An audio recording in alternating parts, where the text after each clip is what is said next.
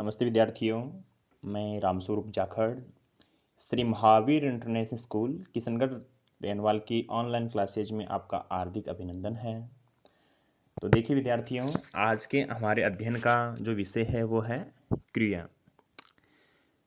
क्रिया जो विषय है उसकी विषय सूची में हम अध्ययन करेंगे क्रिया की परिभाषा का, क्रिया के जितने भी उदाहरण हैं उनका, और क्रिया के जो भेद हैं, कर्म, जाति तथा संरचना के आधार पर क्रिया के भेद हैं, उनका हम विस्तार पूर्वक क्या करेंगे, अध्ययन करेंगे। अब देखिए इसमें जो कर्म है उसके आधार पर जो क्रिया है उसके कितने भेद हैं, जैसे कि आपकी अकर्मक क्रिया है, ठीक है, और उसकी परिभाषा हम देखेंगे इसमें, और जो अकर्मक क्रिया है उसके उदाहरणों के माध्यम से हम इसको बहुत ही अच्छी तरह से समझने का प्रयास करेंगे। फिर देखिए विद्यार्थियों, आपकी जो कर्म के आधार पर क्रिया का जो दूसरा भेद है वो है सकर्मक क्रिया। उसके हम उदाहरणों के माध्यम से बहुत अच्छी तरह से उसको भी समझने का हम क्या करेंगे, प्रयास करेंगे। और सकर्मक क्रिया के कितने भेद हैं उनका भी हम अध्ययन करेंगे, और संरचना के आधार पर क्रिया के भेद हैं उनका भी हम क्या करेंगे, अध्ययन करेंगे। तो विद्यार्थियों, बड़े ही इत्मीनान से एकाग्रचित होकर के आप जो भी विषय वस्तु है उसका बड़ी ही लगनता के साथ, श्रद्धा के साथ क्या करेंगे, अध्ययन करेंगे। तो प्यारे विद्यार्थियों, हम हमारे जो अध्ययन का क्रम है उसको आगे बढ़ाते हैं। तो देखिए सर्वप्रथम है क्रिया की परिभाषा। तो आप सब अवगत हैं क्रिया की परिभाषा से, क्रिया की किसे कहते हैं, किस प्रकार जो क्रिया है उसको क्या किया गया है, परिभाषित किया गया है। तो प्यारे विद्यार्थियों, हम देखेंगे क्रिया की परिभाषा। तो देखिए क्रिया की परिभाषा, ऐसे शब्द जो हमें किसी काम के करने या होने का बोध कराते हैं वे शब्द क्रिया कहलाते हैं।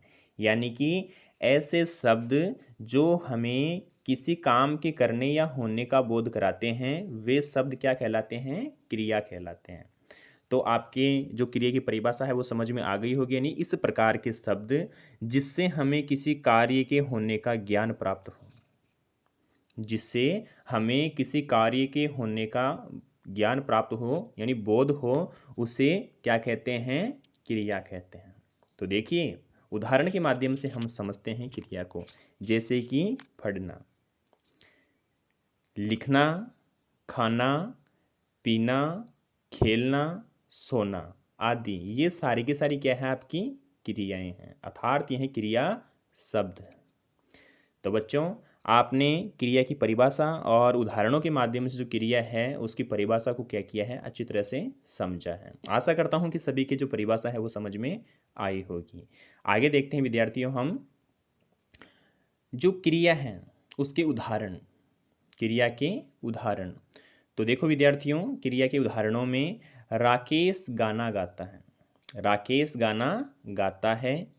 तो इसमें देखिए हमें पहचानना है क्रिया को, किसको पहचानना है, हमें क्रिया को पहचानना है। तो राकेश है वो क्या करता है, गाना गाता है। तो गाना जो गाता है वो क्या हो गई इसमें, क्रिया, ठीक है। और गाना ये भी क्या है, क्रिया है। तो इसमें जो गाता है, गाना अर्थात गाता है वो क्या है, इसमें सहायक क्रिया है। अभी हम आगे पढ़ेंगे, विस्तार से इसका अध्ययन करेंगे। फिर है मोहन पुस्तक पढ़ता है, मोहन क्या करता है, पुस्तक पढ़ता है। तो इसमें जो पढ़ता है यह क्या हो गया, इसमें पढ़ता है क्या है, इसमें क्रिया है, अर्थात जो पढ़ता है वो क्या है, इसमें क्रिया है। मनोरमा नाचती है, अर्थात नाचती है, क्या इसमें क्रिया है, क्या करती है, नाचती है, ठीक है। मोहन पुस्तक पढ़ता है, क्या पढ़ता है, क्या से हमें क्या करना है, प्रश्न करना है। मोहन क्या करता है, मोहन पढ़ता है। राकेश क्या करता है, राकेश गाना गाता है, ठीक है। मनोरमा नाचती है, मनोरमा क्या करती है, नाचती है। तो हमें क्या से हमें जो क्रिया है उसका क्या पता चले जाएगा, ठीक है। आगे देखिए विद्यार्थियों, मानव धीरे धीरे चलता है, अर्थात जो मानव है वो कैसे चलता है, धीरे धीरे चलता है। तो हमें चलता है अर्थात क्रिया की विशेषता है धीरे धीरे, कि किस प्रकार जो क्रिया है वो हो रही है, धीरे धीरे हो रही है, ठीक है विद्यार्थियों। अगला उदाहरण है हमारा घोड़ा बहुत तेज दौड़ता है। घोड़ा है बहुत क्या करता है, तेज दौड़ता है। अब देखिए इसमें आपका विशेषण भी आ गया और प्रविशेषण भी आ गया, ठीक है। अर्थात दौड़ता है, कैसे दौड़ता है, तेज दौड़ता है और बहुत तेज दौड़ता है, ठीक है। तो यह आपका विशेषण हो गया, अरे बहुत क्या हो गया, इसमें प्रविशेषण हो गया, ठीक है। उसका अध्ययन भी आपको हम करवाएंगे। तो देखिए विद्यार्थियों, इसमें दौड़ता है क्या है, इसमें क्रिया है। तो अच्छी तरह से हमने उदाहरणों के माध्यम से आपकी जो क्रिया है उसको समझाया है। फिर देखिए ऊपर दिए गए वाक्यों में गाता है, पढ़ता है, नाचती है, दौड़ता है, चलता है आदि शब्द किसी काम के होने का बोध करा रहे हैं। अर्थात इसमें जो भी गाता है, पढ़ता है, नाचती है, दौड़ता है, चलता है, ये सारे के सारे शब्द है वो किसी काम के होने का क्या करवा रहे हैं, हमें बोध करवा रहे हैं। अतः यह क्रिया कहलाएंगे। अतः यह क्या कहलाएंगे बच्चों, यह सभी शब्द है वो क्रिया कहलाएंगे। तो प्यारे बच्चों, आपकी जो क्रिया है वह उदाहरणों के माध्यम से अच्छी तरह समझ में आई होगी, ठीक है। आगे देखते हैं हम। क्रिया हमें समय सीमा के बारे में संकेत देती है। अर्थात जो क्रिया है वो हमें समय सीमा के बारे में क्या देती है, संकेत देती है। क्रिया के रूप की वजह से हमें यह पता चलता है कि कार्य वर्तमान में हुआ है या भूतकाल में हो चुका है, ठीक है, या भविष्यत काल में होगा। यह ज्ञान हमें करवाती है, कौन करवाती है, आपकी क्रिया करवाती है। कौन सा ज्ञान करवाती है कि जो क्रिया है वह किस काल में संपन्न हुई, भूतकाल में हुई, वर्तमान काल में चल रही है या भविष्यत काल में होगी, ठीक है। इसका जो बोध है वो हमें होता है, किससे होता है, आपकी क्रिया से होता है। तो बच्चों यह आपको जो विशेष बात है यह भी आपको ध्यान रखनी है कि कार्य कब संपन्न हो रहा है, यानी कि क्रिया के संपन्न होने का जो बोध है वो समय हमें करवाता है। फिर देखिए क्रिया का निर्माण धातु से होता है। जो क्रिया है उसका निर्माण किससे होता है, धातु से होता है। धातु संस्कृत का शब्द है, ठीक है, और उसमें ना लगा दिया जाता है। उसमें क्या लगा दिया जाता है, ना लगा दिया जाता है, तब क्रिया बन जाती है। अर्थात जैसे कि आपकी धातु है, आपकी क्या है, धातु है, उसमें हमने क्या लगाया, ना लगा दिया, ठीक है, तो वह क्या बन गई, क्रिया बन गई, ठीक है। जैसे कि उदाहरण देखेंगे हम ऊपर कि जैसे यहाँ पर गाता, यहाँ पर गाता, यहाँ पर जो गाता है, गाना, गा है, क्या है यहाँ पर, गा, और उसमें हमने क्या लगा दिया, ना लगा दिया, ठीक है। जैसे दौड़ है, क्या है यहाँ पर, दौड़, ठीक है, तो इसमें क्या लगाया है हमने, ना, तो दौड़ना क्या बन गई, क्रिया। चल है, चल धातु है, तो इसमें क्या लगा दिया हमने, ना, तो क्या बन गया, चलना, ठीक है। तो इस प्रकार से हम जो धातु है उसमें क्या लगा देते हैं, ना लगा देते हैं, जिसके कारण जो क्रिया है वो संपन्न हो जाती है, ठीक है विद्यार्थियों। फिर देखिए इसमें तब क्रिया बन जाती है। क्रिया को संज्ञा और विशेषण से भी बनाया जा सकता है। अर्थात जो आपकी क्रिया है उसको संज्ञा शब्द से और जो विशेषण शब्द है उससे भी बनाया जा सकता है। क्रिया को सार्थक शब्दों के आधार पर 8 भेदों में से एक माना गया। अर्थात जो सार्थक शब्द हैं और सार्थक शब्दों के कितने भेद हैं, 8 भेद हैं, और उनमें से एक माना जाता है। किसको माना जाता है विद्यार्थियों, जो क्रिया है उसको माना जाता है। तो यह विशेष बात आपको ध्यान रखनी है। कौन सी बात ध्यान रखनी है कि जो क्रिया है वह संज्ञा और विशेषण से भी बनाई जा सकती है, ठीक है। और क्रिया को सार्थक शब्दों के 8 भेदों में से एक माना जाता है। अर्थात जो क्रिया है उसको सार्थक शब्द 8 हैं उनमें से एक माना जाता है। यह जो विशेष बात है आपको ध्यान में रखनी है। तो विद्यार्थियों हमने जो क्रिया है उसको समझा है। आगे देखते हैं हम क्रिया का जो पहला क्रम के आधार पर जो भेद है उसके बारे में, ठीक है। तो देखिए इसमें क्रिया के भेद, क्रिया के भेद में देखिए कर्म, जो आपकी कर्म, जाति तथा रचना के आधार पर क्रिया के भेद। किसके आधार पर देखेंगे, कर्म के आधार पर, जाति तथा रचना के आधार पर, रचना के आधार पर क्रिया के भेद देखेंगे। तो देखिए इसमें कर्म, जाति तथा रचना के आधार पर क्रिया के मुख्यतः कितने भेद होते हैं, 2 भेद होते हैं। आपसे प्रश्न पूछा जा सकता है। पहला प्रश्न आपसे यह पूछा जाएगा कि जो क्रिया है उसको क्या कीजिए, परिभाषित कीजिए, ठीक है। फिर दूसरा प्रश्न आएगा कर्म, जाति तथा रचना के आधार पर क्रिया के कितने भेद हैं, उनको परिभाषित कीजिए। नाम सहित तो आपको क्या करना है, 2 भेद बताने हैं और दोनों भेदों का जो नाम है वो आपको बताना होगा और नाम बताने के बाद में उनको परिभाषित आपको करना होगा। तो देखेंगे हम क्रिया के क्रम के आधार पर जो क्रिया है उसके कितने भेद हैं। तो बच्चों पहला आपका है अकर्मक क्रिया और दूसरा कौन सा आपका, सकर्मक क्रिया। यह किसके आधार पर है, यह कर्म, जाति तथा रचना के आधार पर क्रिया के क्या है, मुख्यतः 2 भेद हैं। पहला है आपका अकर्मक और दूसरा कौन सा आपका, सकर्मक। अब देखेंगे कि अकर्मक किसे कहते हैं और सकर्मक किसे कहते हैं। बहुत ही सरल भाषा में यहाँ पर बताया गया है आपको। तो देखिए विद्यार्थियों, अकर्मक क्रिया, अकर्मक क्रिया को देखिए। अकर्मक, एक उपसर्ग है इसमें, क्या है बच्चों, इसमें उपसर्ग है जिसका अर्थ क्या होता है, अधन कर्म, अधन कर्म। ठीक है, तो देखो इसमें अ का अर्थ होता है नहीं, जो अ उपसर्ग है उसका अर्थ क्या होता है, नहीं। अब क्या नहीं है, यहाँ पर कर्म नहीं है, अर्थात जहाँ पर कर्म नहीं पाया जाता वहाँ पर कौन सी क्रिया होती है, अकर्मक क्रिया होती है। तो देखिए इसमें परिभाषा इसकी, जिस क्रिया का फल कर्ता पर ही पड़ता है, अर्थात जिस क्रिया का फल किस पे पड़ता है, कर्ता पर ही पड़ता है, वह क्रिया अकर्मक क्रिया कहलाती है। वह क्रिया क्या कहलाती है, वह क्रिया अकर्मक क्रिया कहलाती है। इस क्रिया में कर्म का अभाव होता है, अर्थात कर्म का इस क्रिया में क्या पाया जाता है, अभाव पाया जाता है। जैसे श्याम फटता है, यहाँ पर क्या है, कर्म का अभाव पाया गया है। ठीक है, श्याम क्या करता है, फटता है। इस वाक्य में फटने का फल श्याम पर ही पड़ रहा है। इस वाक्य में फटने का फल श्याम पर ही पड़ रहा है। ठीक है, इसलिए फटता है अकर्मक क्रिया है, इसलिए फटता है क्या है, अकर्मक क्रिया है।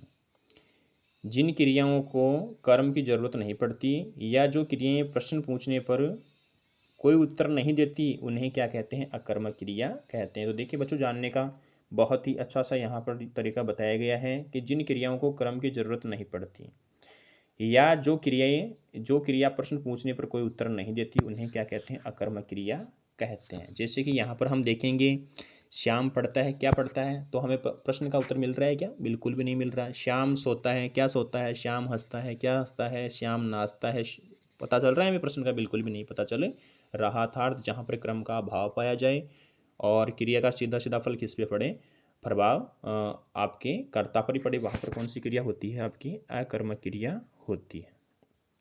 तो देखिए विद्यार्थियों, आपने जो अकर्मक क्रिया है उसको अच्छी तरह से समझा है। आशा करता हूँ कि बहुत अच्छा सा आपने इसको समझने का प्रयास किया होगा। आगे देखिए, सकर्मक क्रिया, अगली कौन सी क्रिया है आपकी, सकर्मक क्रिया। तो इसमें देखिए विद्यार्थियों, जिस क्रिया में कर्म का होना जरूरी होता है, अर्थात विशेष बात आई है ना, पहले वाले में क्या था, कर्म का नहीं होना भी पाया जा सकता था उसमें, अर्थात अकर्मक क्रिया में कर्म नहीं होता, लेकिन सकर्म क्रिया में कर्म होना जरूरी है, अति आवश्यक है।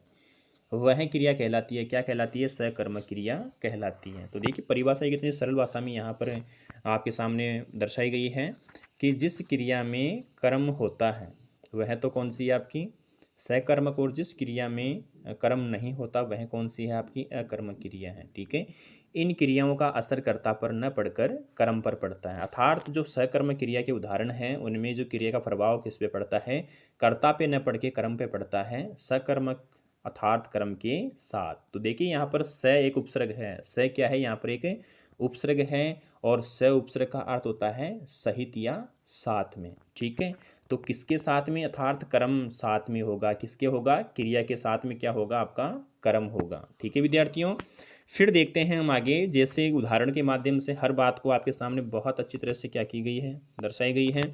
तो यहाँ पर देखो, विकास पानी पीता है, देखिए यहाँ पर विकास पानी पीता है। अब देखो क्या से हमें क्या करना है, प्रश्न करना है, क्या पीता है, पानी पीता है, पता चल गया ना आपको। अर्थात क्या से जब हम प्रश्न करेंगे तो हमें पता चल जाएगा कि क्रिया सकर्मकी है या अकर्मक है। तो विशेष बात नोट करने वाली है यहाँ पर क्या। ठीक है, इसमें पीता है क्रिया का फल कर्ता पर ना पड़कर किस पे पड़ रहा है, कर्म पर पड़ रहा है, अर्थात पानी पर पड़ रहा है।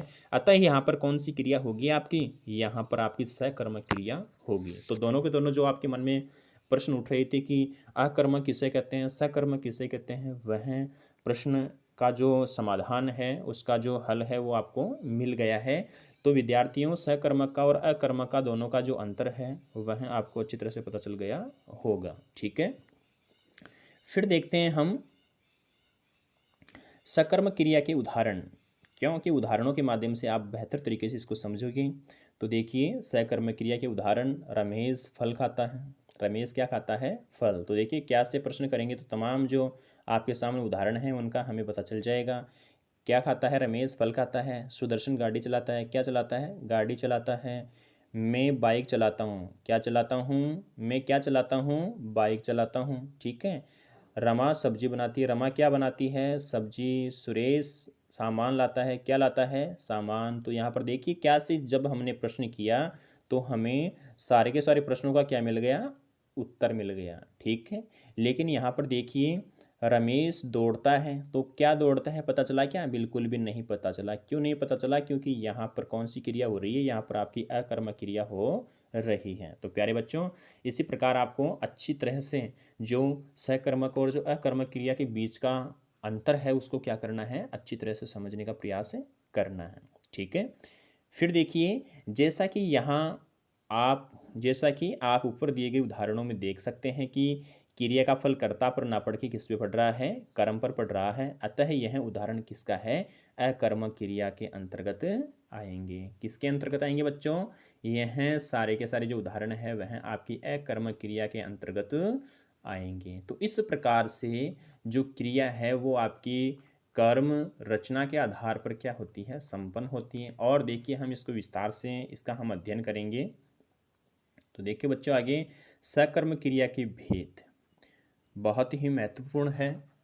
जो सकर्म क्रिया है उसके भेद कितने होते हैं आपसे पूछ ले तो आपको बताने हैं दो। एक कर्मक और दूसरा कौन सा है? द्विकर्मक। एक कर्मक वह होता है जहाँ पर वाक्य में एक ही कर्म पाया जाता है। ठीक है। और द्विकर्मक वह होता है जहाँ क्रिया में दो कर्म होते हैं। ठीक है। जहाँ क्रिया में एक कर्म हो वहाँ पर एक कर्मक, और जहाँ पर क्रिया में दो कर्म हो वहाँ पर क्या करना है? आपको द्विकर्मक करना है। ठीक है। तो विद्यार्थियों, विशेष बात है यहाँ पे, देखिए, जिस क्रिया में एक ही कर्म हो वह एक कर्म क्रिया कहलाती है। जैसे तुषार गाड़ी चलाता है। तुषार क्या चलाता है? गाड़ी। तो यहाँ पर गाड़ी क्या है? आपका कर्म है। गाड़ी क्या है? यहाँ पर आपका कर्म है। ठीक है। इसमें चलाता क्रिया का गाड़ी कर्म एक ही है, अतः यह एक कर्म क्रिया के अंतर्गत आएगा। इससे पहले हमने जितने भी उदाहरण देखे थे वो सारे के सारे किसमें थे? एक कर्मक क्रिया के अंतर्गत ही थे। ठीक है। आगे देखिए, द्विकर्मक। जिस क्रिया में कोई कर्म नहीं, कर्म यानी कि जिस क्रिया में दो कर्म होते हैं, जिस क्रिया में क्या होते हैं? दो कर्म होते हैं, वह द्विकर्मक क्रिया कहलाती है। नाम से स्पष्ट हो रहा है, द्विकर्मक यानी दो, एक कर्मक यानी एक। ठीक है। तो देखिए, यहाँ पर जिस क्रिया में दो कर्म होते हैं वह क्या कहलाती है? आपकी द्विकर्मक क्रिया कहलाती है। ठीक है। पहला कर्म सजीव होता है एवं दूसरा कर्म क्या होता है? निर्जीव होता है। तो देखिए, विशेष आपको पता चल गया कि पहला क्रम क्या होगा? सजीव होगा, और दूसरा क्रम क्या होगा? निर्जीव होगा। तो जहां पर आपको इस प्रकार का उदाहरण दिखे तो सीधा सा आपको कर देना है कि यह क्या है? आपकी द्विकर्म क्रिया का उदाहरण है। ठीक है। जैसे उदाहरण के माध्यम से हम समझेंगे, श्याम ने राधा को रुपये दिए। श्याम ने राधा को क्या दिए? रुपये दिए। तो कर्ता ने कर्म को, अर्थात देखिए यहाँ पर एक तो हो गया आपका राधा कर्म, एक तो क्या हो गया आपका? राधा कर्म, और दूसरा क्या हो गया आपका? रुपया। अब देखो, रुपये क्या है? निर्जीव है। रुपये क्या है बच्चों? निर्जीव है। और जो राधा है वो क्या है? सजीव है। तो यहाँ पर कितने कर्म है? यहाँ पर दो कर्म है, इसलिए यह क्या कौन सी क्रिया? आपकी सकर्मक क्रिया का कौन सा भेद है इसमें? जो आपका द्विकर्म क्रिया का क्या है? यहाँ पर उदाहरण है। ठीक है। तो आपको बहुत अच्छी तरह से जो सकर्मक क्रिया और जो द्विकर्म क्रिया का अंतर है, और किस प्रकार से सकर्मक क्रिया के दोनों जो एककर्मक और द्विकर्मक का जो अंतर है वो पता चल गया होगा। तो देखिए विद्यार्थियों, इसमें उदाहरण में देना क्रिया के दो कर्म हैं। ठीक है। राधा एवं रुपये, अतः यह द्विकर्म क्रिया के अंतर्गत ही आएगा। ठीक है। फिर देखिए बच्चों, संरचना के आधार पर क्रिया के भेद। अक्सर बहुत कम आपको इस प्रकार का जो बताया जाता है कि संरचना के आधार पर क्रिया के कितने भेद हैं। तो देखिए, संरचना के आधार पर क्रिया के चार भेद हैं। बहुत महत्वपूर्ण है आपका संरचना के आधार पर। तो देखिए, संरचना के आधार पर क्रिया के कितने हैं? चार भेद हैं। इतने दिनों में आपने जो कर्म के आधार पर जो क्रिया है अर्थात अकर्म क्रिया और जो सकर्म क्रिया है उसी का क्या किया है, अध्ययन किया है। आज आपको अध्ययन करने को मिलेगा संरचना के आधार पर क्रिया के भेदों का। ठीक है, तो देखिए बच्चों, संरचना के आधार पर क्रिया के कितने हैं भेद? 4 भेद हैं। पहला भेद है आपका प्रेरणार्थक क्रिया। पहला भेद कौन सा आपका? प्रेरणार्थक क्रिया। नाम से स्पष्ट हो रहा है, नाम से स्पष्ट हो रहा है, क्या हो रहा है? प्रेरणा, अर्थात किसी कार्य को करने के लिए क्या करना? प्रेरित करना। किसी भी कार्य को करने के लिए क्या करना? प्रेरित करना। वहाँ पर कौन सी क्रिया होती है? प्रेरणार्थक क्रिया होती है। ठीक है, जैसे कि परिभाषा के माध्यम से हम समझेंगे, जिस क्रिया से यह ज्ञात हो कि कर्ता स्वयं काम ना करके किसी और से काम करा रहा है, वहाँ पर कौन सी क्रिया होती है बच्चों? वहाँ पर आपकी प्रेरणार्थक क्रिया होती है। अर्थात कर्ता स्वयं कार्य नहीं करेगा बल्कि किसी दूसरे से क्या करवाएगा? कार्य करवाएगा।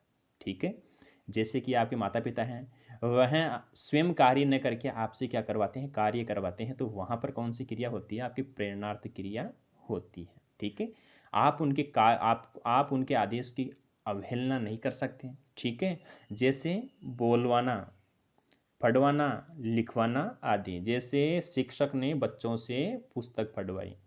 ठीक है, तो वह इस प्रकार की जहाँ पर उदाहरण हो वह कौन सी होती है आपकी क्रिया? वहाँ पर आपकी प्रेरणार्थ क्रिया होती है। दूसरी है आपकी नाम धातु क्रिया। ऐसी धातु जो क्रिया को छोड़कर किन्हीं अन्य शब्दों जैसे संज्ञा, सर्वनाम, विशेषण आदि से बनती है, नाम से बनती हो। ठीक है, आप सबको पता है संज्ञा है वो क्या है? नाम है। सर्वनाम भी क्या है? नाम है। विशेषण भी क्या है? नाम विशेष है। तो यहाँ पर देखिए, ऐसी धातु जो क्रिया को छोड़कर किन्हीं अन्य शब्दों जैसे संज्ञा, सर्वनाम, विशेषण आदि से बनती हो वह नाम धातु क्रिया कहलाती है। वह बच्चों क्या कहलाती है? आपकी नाम धातु क्रिया कहलाती है। जैसे अपनाना, गरमाना आदि। ठीक है, तो आपने संरचना के आधार पर जो क्रिया है उसके 2 भेद हैं, उनका अध्ययन आपने कर लिया है। आगे देखते हैं हम संयुक्त क्रिया। तो देखिए विद्यार्थियों, संयुक्त क्रिया में ऐसी क्रिया जो किन्हीं 2 क्रियाओं के मिलने से बनती है। अर्थात संयुक्त का अर्थ सबको पता है, यानी कि मिलना।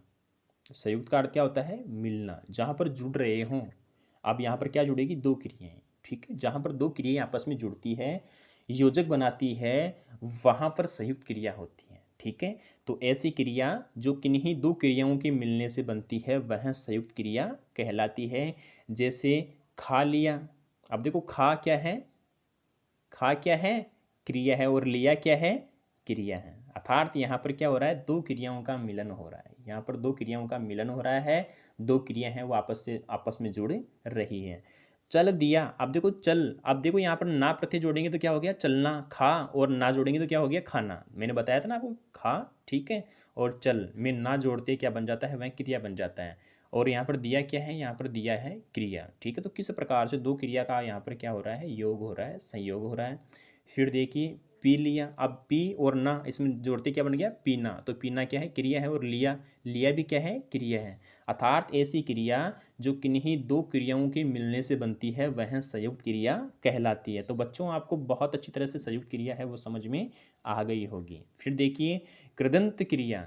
जब विशेष है बेटा, ये ध्यान रखना इसका, जब किसी क्रिया में प्रत्यय जोड़कर उसका नया क्रिया रूप बनाया जाए तब वह क्रिया कृदंत क्रिया कहलाती है। आपने प्रत्यय वगैरह पढ़े होंगे, उसमें कृदंत प्रत्यय और तदित प्रत्यय होते हैं ना, तो वही बात यहाँ पर आई है। कृदंत क्रिया अर्थात जब क्रिया में प्रत्यय जोड़कर उसका नया क्रिया रूप बनाया जाए तब वह क्रिया कृदंत क्रिया कहलाती है। जैसे दौड़, इसमें क्या करेंगे? ना प्रत्यय जोड़ेंगे तो क्या बन गया? दौड़ना। अर्थात यह कृदंत प्रत्यय है वह क्रिया के साथ ही क्या होता है? जुड़ता है। जैसे भाग क्या है? क्रिया, तो क्या बन गए इसमें? ता, भागता, भागना। ठीक है, तो इस प्रकार आपको विशेष बात क्या करनी है? ध्यान में रखनी है। तो विद्यार्थियों, संरचना के आधार पर आपने जो क्रिया है उसके चारों के चारों जो प्रकार है वो उनका अच्छी तरह से अध्ययन किया है आपने। आपकी सकर्मक क्रिया है उसके भी आपको एककर्मक और द्विकर्मक जो मैंने आपको दोनों के दोनों भेद बताए हैं उनका भी मैं आशा करता हूँ कि उस अच्छी तरह से आपने अध्ययन किया है, और जो आपकी अकर्मक क्रिया है वह भी आपको अच्छी तरह समझ में आई होगी। ठीक है, तो इस प्रकार हमारी जो क्रिया है उसका जो पाठ है वो क्या होता है, समाप्त होता है। क्रिया की जो कक्षा है वो यही समाप्त होती है। छोटा सा विषय था इसलिए यहीं इतनी जल्दी हो गया आपका। तो देखिए विद्यार्थियों, क्रिया के विषय में यदि आपका कोई सवाल या सुझाव है तो आप उसे नीचे, तो यहाँ पर नीचे पीछे कुछ नहीं करना आपको, ठीक है ना। आपको केवल मात्र समझना है और आपकी नोटबुक में इसको करना है, ठीक है। और नोटबुक में करने के बाद में जो नोटबुक में करने के बाद में आप मेरे व्हाट्सअप नंबर पे पीडीएफ बना करके सेंड करेंगे, जिससे कि मुझे पता चलेगा कि आपने वाकई में इसको अपने नोटबुक में किया है या नहीं किया है। ठीक है ना, बहुत दिन हो गए ना, कभी भी आपने जो अपना कार्य वगैरह है उसका प्रमाण नहीं दिया। ठीक है ना, तो यह कार्य आपको करना है। इसी के साथ मैं विदा लेता हूँ। धन्यवाद।